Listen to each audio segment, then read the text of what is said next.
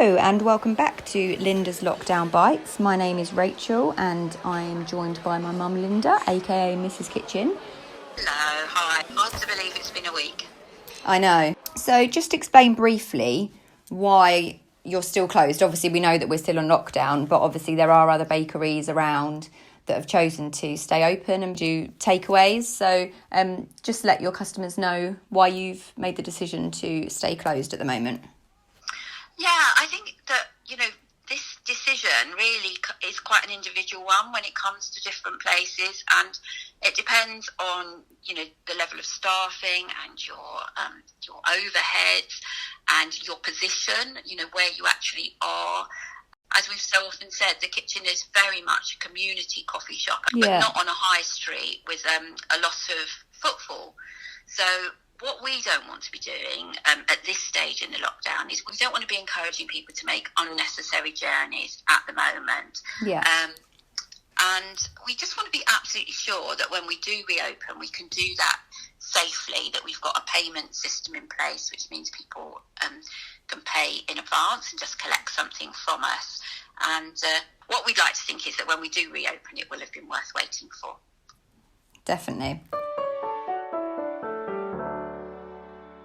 Obviously, this week has been slightly different for you, having not been baking. But I know that you've been up to something slightly different for the younger customers. I've actually been reading some of the stories from the storybooks that are in the cupboard in the kitchen. We have a dresser there, and our younger customers all know that if you open those little doors, you'll find a whole load of storybooks, sticker books, colouring books. I was flicking through them and then had this idea that maybe it would be a fun thing to record myself reading them. I'm not very comfortable. Well, I wasn't initially very comfortable doing it because I don't think anybody likes to see their face and hear their voice on video.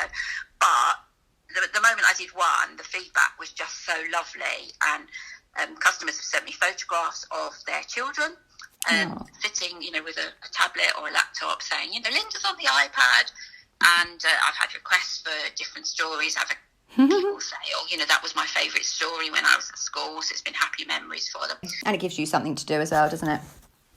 It's a nice thing to do. I enjoy reading children's stories. I always have done. Oh. And with that being said, I understand that you're writing your own. I know. I thought it was about time that I started to write about the Minchin family, who actually live here in the kitchen. But they also have some cousins, the Minter cousins, who live in one of the other shops on this parade, actually. But these little Minchins are actually mini kitchen people, and they don't really interact with the big ones who are here during the day. So it's going to be fun to see a little bit about what they're getting up to during this period of lockdown. I can see a point, actually, where I'm recording 2 or 3 a day because the demand seems to be so huge, which is lovely. So you might have to give up the shop and just turn into a bookshop instead. Who knows? I did actually hear that Howard from Take That is also reading bedtime stories, and he was doing the Gruffalo yesterday. So, oh, nice. And Tom Hardy. Maybe you'd like to do a collaboration.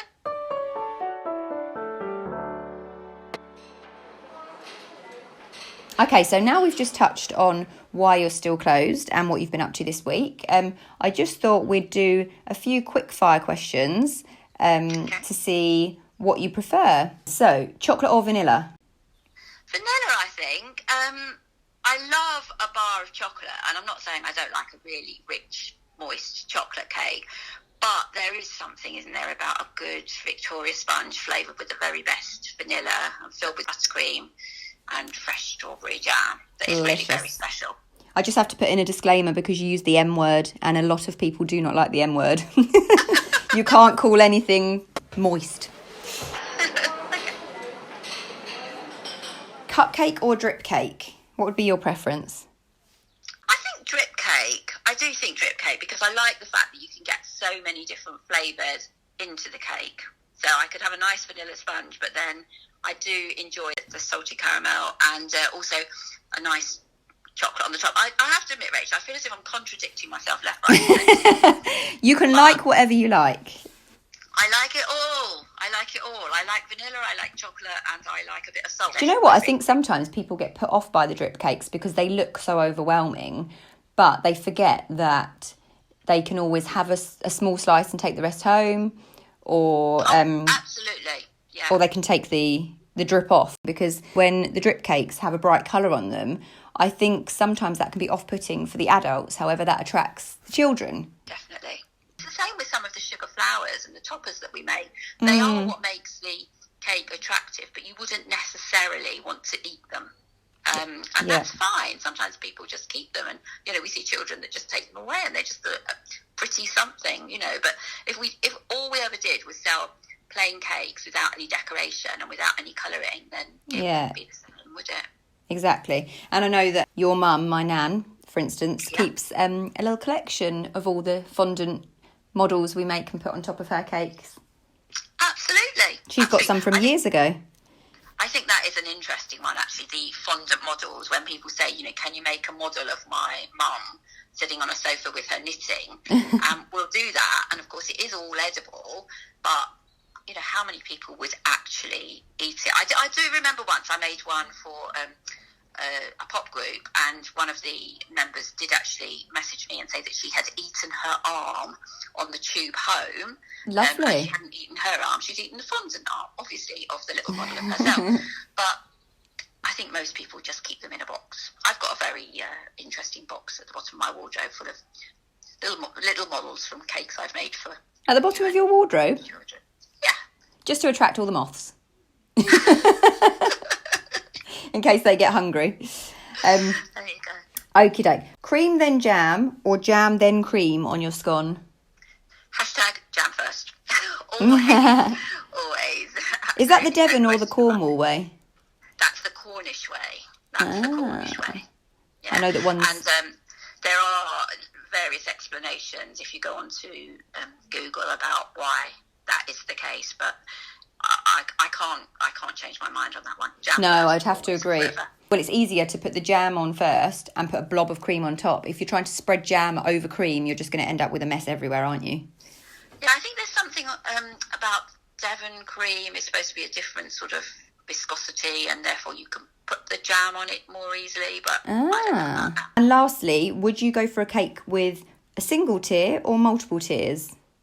I can only think of the amazing cake I had for my 60th birthday, which was 3 glorious tiers of, you'll have to help me here with the flavours. I mean, there was oh my gosh, gin and lemon layer. Yep. And I think there was a caramel layer and a rich chocolate layer, and covered in purple and orange and black fondant with a disco ball on the top and stars and disco dancers. It was just absolutely amazing. And of course, you and Anne made it without me knowing about it at all. So this was for your 70th birthday party. You were having God, let's start again.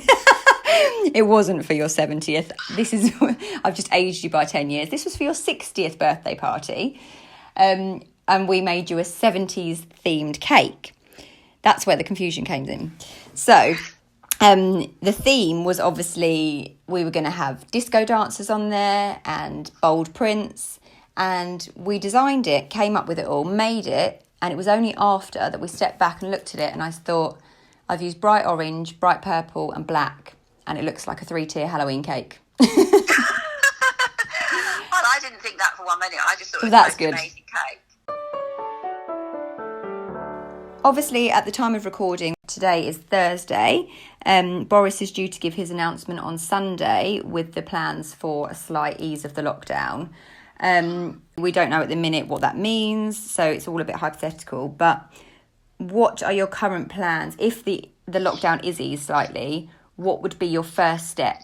Okay, so obviously I've given this some thought and have put some sort of feelers out on Facebook, and it has been overwhelmingly wonderful to read all the comments and to see the enthusiasm from people for treat boxes and brownies and gluten-free boxes and all sorts of treats. But the reality is that next week, if we're able to start baking again, then we'll probably make some cupcakes, and we'll put something on our website, on our social media pages, and we'll just allow people to pay online and pick up a box of cupcakes, and we'll have a set day. So it might be that next Friday, we've got 20 orders for cupcakes, and those people will just be able to come and collect them, having paid in advance. So as well as the cupcakes, I know that you put something on Facebook about potentially sending out treat boxes, because I know a lot of people have been missing your brownies. Unfortunately, I know that you wouldn't be able to necessarily do the full range, what you were offering before, treat box wise, but maybe you could scale it back a bit and just see how you get on doing brownies by post to start with. I think after cupcakes, brownies would be the next feasible thing to start baking, and obviously they work because they can go into the post quite easily. Yeah. So that, I think, would definitely be the next thing sort of on our list, and then we'd just work our way through our favourites, the Victoria Sponge, lemon drizzle, get back into baking, see what the demand is. Maybe that people would, in the next week or two, want to order a whole Victoria Sponge or a whole lemon drizzle loaf, and we will just we'll take it day by day. We'll respond to customers. We'll see what happens with regard to staffing, because there is some rumours that staff will be encouraged to go back to work. We've obviously got to maintain that social distancing, make sure that everybody's safe. So yeah, just watch this space really. Yeah. There's a lot to do administratively, as well as the actual baking, and then obviously packing everything up and taking the payments, which is why I think when I first put the feelers out, it was like, wouldn't it be lovely to do treat boxes? And then I sort of saw the reaction and thought, whoa, and this is just going to be me doing this all by myself, which is, perhaps at the moment a little bit unrealistic. Hi, we're just doing this interview. Hi, you're right. Yeah. Was that Dad that just popped in? That's Dad, yeah. Oh. Hi, Dad. Rachel says, hi, Dad. Dad says, hello, Rachel.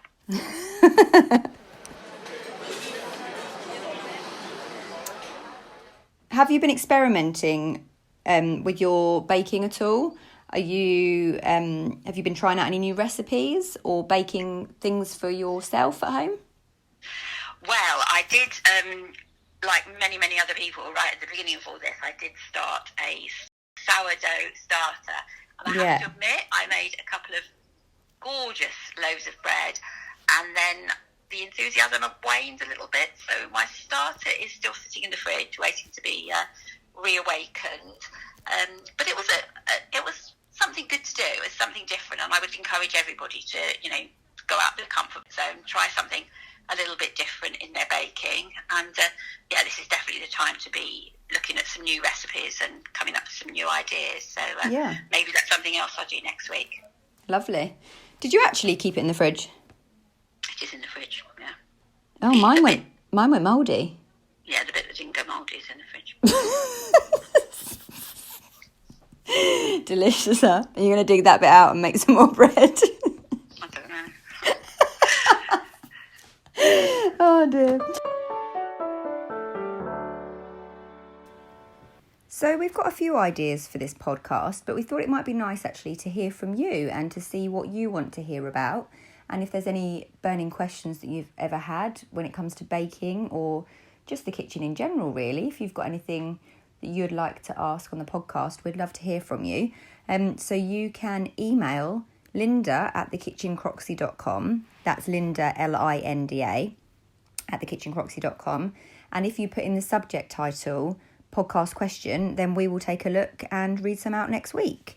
So lovely idea. I think that'll be really fun. Excellent. Well, lovely to talk to you. And to you. And enjoy the rest of your cleaning today. Thank you. And you have a good day. Enjoy some sunshine. I will, from inside my flat.